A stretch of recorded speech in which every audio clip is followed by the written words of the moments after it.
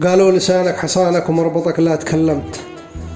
بعض البشر ما أتحمل لو قلت مليون، آسف ولا تقبل كلامك لو قلت مهما، وحكمت ولا بارك الله في قوم تسمع كلام المكالف.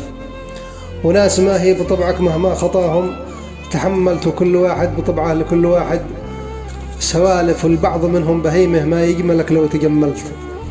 ولو تواضعت لله يقولوا إنسان خايف وما درني فضيله من مقامه، ترفعت ولا تكلمت كلمة يشوف بركان. ناسف بعطيك مني نصيحة واسمع كلامي، تكرمت من قدرك عز قدره ولا القدره، تخالف واجعل وجهك كرامة واكثر من القول. أحسنت واسمع من إنسان عاقل ومنك إنسان عارف، ولا دخلت المجالس ارفع بصوتك، وسلمت وان شفت زلة تجاهلت كأنك ولا أنت. شايف بأولاد عمك تمسك وحل من حيث حلت، ولابن عمك سلاحك لا هب ريح العواصف، ولا تقلل بحجمه لا قال لك وين.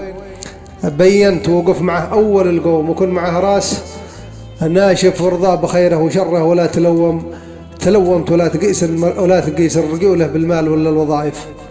فرب إنسان شبعان نفسه دنية وخمت، ورب ضبحان فقري يهز جيش التحالف، ورب ضبحان فقري يهز جيش التحالف. والقيد يحكم لنفسه ما شلت الأرض، الشلة والفسل تحكم له الناس، والقيد للحق واقف، والعلم سلم نجاحك واعمل بما قد تعلمت. وتندب الخال لابنك لا صرت في يوم زاحف، واجعل حياتك لموتك وسمعتك يوم لا مت بذكر طيب مع الناس بعدك يردوا الحسايف. وعلم ابنك صلاته يبر بك لا تيمنت، واصدق مع الله تخرج لو كنت بصعب مواقف، واصدق مع الله تخرج لو كنت بصعب مواقف. سلام.